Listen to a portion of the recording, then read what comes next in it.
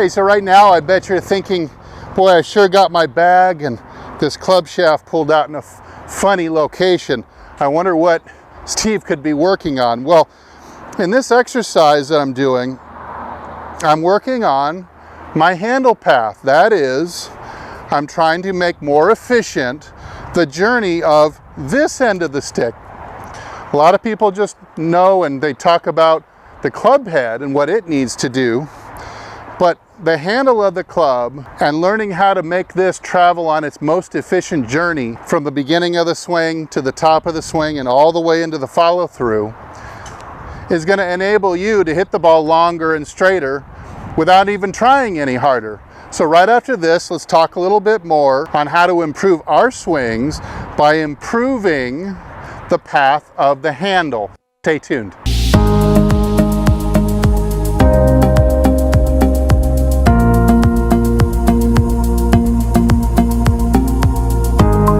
Hey, this is Steve from HitItLonger.com. I'm on a journey to hit it longer and straighter down the fairway, longer and straighter all the way to the green, and that means leaving no stone unturned anywhere from gear to the golf ball I'm playing to the swing technique I'm using. And in this case, we're going to be talking today about the path of the handle. The path of the handle will give us more accuracy for sure, but it's also going to give us more distance. So let's get right into it. So I've got my hula hoop out for this video to show you kind of a crude representation of the circular motion that we want the handle of the club to travel on. If I would take a stance like this, and I put the base of my neck, hopefully is right in the middle of this circle, you kind of see like a swing plane. So let's cover three areas where golfers tend to fall off this circle. You can see that my hands and my handle of my club would want to follow this circle, and if they did, then we'd have a really easy time hitting the ball not only straighter, but getting a lot more club head speed for less effort as well. Now, if you've watched my channel for some time, you know I'm really big on making a free release, snapping, whooshing of the club head. And that's what you might call, in a kind of a crude stick figure way, you might call that active torque, or that's the torque that you're supplying with the active snap of the wrists and the forearm muscles. But there's a lot of other torque built into the system that we might call passive torque. It's kind of a crude term, but because the body and the muscles are creating it, but it's not something that you're sensing when you're snapping the club around with your hands freely. That passive torque and how much we get of it is really going to depend on how efficient the journey of the handle is. So again, if I take the hula hoop here, let's talk about the first place where golfers tend to leave this circular motion with their handle. So you see, if I were to take this thing back right on the hoop, I'm trying to hold it steady, but see, I would have the club handle going on a nice neat arc, which would result in the club shaft, when it reaches first parallel here, to be pointed up the middle of the fairway, or at my intended line of flight. Let's look at a couple ways that people tend to fall off of that circle. Number one, a lot of people tend to get the handle too far in by either turning the body too flat and making the arms go too far to the inside, or the arms just simply pull too far to the inside. Now see, I've got one hand span of space. Once I pass the right thigh, I should still have one span of space. So if I'm pulling it in here, I'm losing that, and I'm now off the arc too far to the inside. Now the good thing about making this error is there's still enough time in the swing to get back on the right train track again, now that you've gotten it off the train track. So you've done something like this all of a sudden, instead of winding this way, you're kind of going with the club this way. You're kind of bending the axle of the wheel here. Imagine there was another wheel behind me joined by an axle, You'd want to do this and not do this. Now the good thing that this is early enough, if you do make this mistake, you have a chance to put a wobble back in the wheel and put it back online as you come back down into the ball. It's not going to make you very consistent, but you can get away with it if you practice it long enough. All right, so let me see if I can make a swing where I get to point A, going back, get the handle back on the correct arc, get a good start to begin with. Let's see.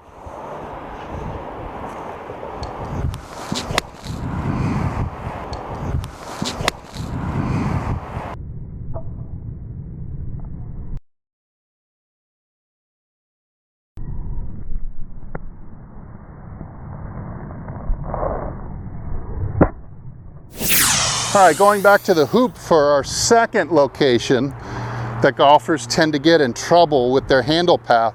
Now remember, the further off you get off of this one, let's call it 100% efficient handle path or journey of the handle of the club around a circular motion, the correct one, the further you get off of it, number one, your accuracy and your consistency in direction will really suffer the further you get off this wheel. But again, you're going to lose the passive torque that's built in that helps to accelerate the club head while you're also actively slinging it with the hands. So you're never going to be a really long hitter until you get this under control. Let's look at area number 2, and that's in the transition starting down, that a lot of golfers tend to get. Let's say you're even in good shape here, but a lot of golfers will get off of this wheel as they start down if they were to early extend or drive their hips in the wrong direction, something like this. And you can see I have destroyed the wheel, I've bent the axle. I'd cause the club to come down behind me too steeply, you see? So it's here and here. If I start to stand up, you can see that the handle of the club is going to go too vertically down behind me and then too horizontally late in the downswing out into right field. That's going to create blocks, heel shots, and duck hooks if you're doing that. Now conversely, the poorer golfers you might be watching, if you're a slicer, a slice handle path would look something like this. So let's say I've even made a good backswing. Now notice you don't see any wobble in the wheel here. The wheel just looks like a line from the camera's perspective. Now, I can come over the top like this way, and now you can see that the club has got too much horizontal or out in front of me too soon, and therefore is going to cut across the ball steep and across. Now both of those errors, both the dropping too much underneath and the over the top, you'll notice they both stem from poor hip action as I start the downswing. So in that case, in both cases, you'll really want to go back and review the way you pivot and use your hips through the ball. As in the second case, I simply pulled my hip back without laterally advancing it. Let me show you from this angle. So if I get to here and I turn my left hip back into the wall, it sends my right shoulder over the top, sends the handle too horizontally or this way too much, and then I'll have to be down and across to make up the difference and actually strike the ball. So that's probably a number one place where golfers tend to get off the correct handle path, and it really costs them.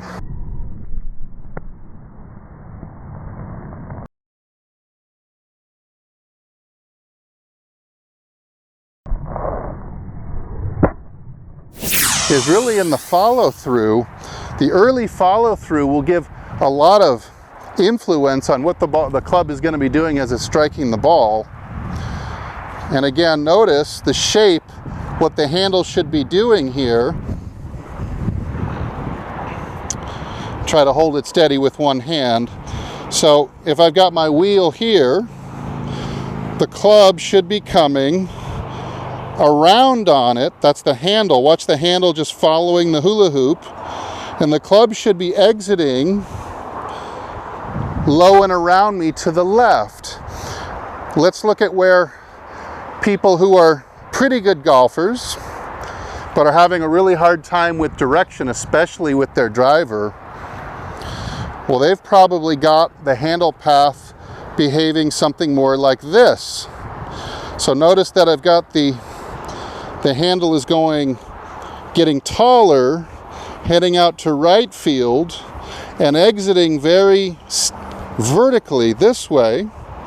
In this case, you'll really have to flip the face over in order to get the club going straight as it hits the ball. Most of the time you're going to get pushes, a lot of heel shots. Your standard shot to the flag is probably a big draw, but then you probably hook the ball too badly. So that's the drill I was doing at the beginning of the video, and I'm working on making sure that my club handle follows the hoop all the way through in the exit as well. So let me see if I can put a good swing on one or two, and we'll go back and we'll look at them in slow motion and see if how close I can get to having all three of those phases correct or on the right circular journey for me to get the club face really squaring up kind of on its own. And the handle path will also help passively whip the club into the ball and actually get it to accelerate, and you'll get real effortless power when you're doing it that way. So let's take a look here.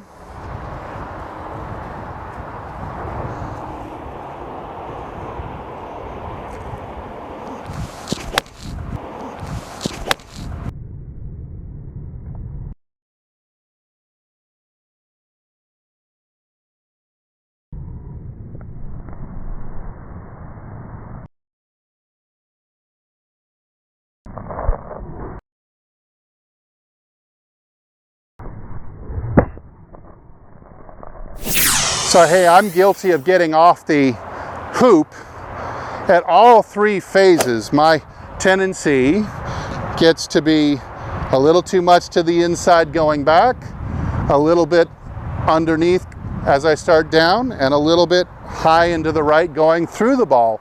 And that of course causes me a little bit of difficulty in hitting the ball as straight as I want to. So while I'm working on my speed, I also spend a lot of time working on making sure that I'm getting this end of the stick traveling on its most efficient journey. And when I do it right, it really feels like the club face just squares itself up and doesn't need to be manipulated nearly as much. I hit the ball much straighter with every club in my bag, and I don't hit the driver out of the fairway very often. So hey, what is the ball flight that you get on your worst shots? I'd love to have you leave it down in the comments, and maybe I can get you started or push you in the right direction so you can also hit it longer and straighter. Hey, thanks so much for watching my channel. I hope I'll see you again in the next video, or else maybe I'll see you longer and straighter down the fairway. Thanks.